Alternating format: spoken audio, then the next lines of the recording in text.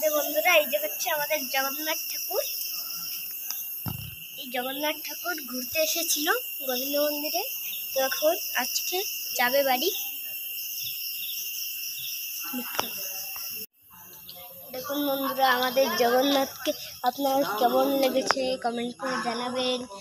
স্নানযাত্রার দিন, রথযাত্রার দিন আবার আসবে। টাটা বলে দাও জগন্নাথ, জয় শ্রী জগন্নাথ।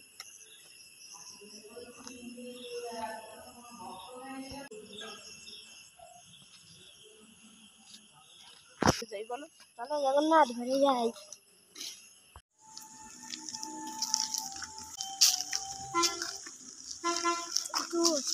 দাঁড়াবে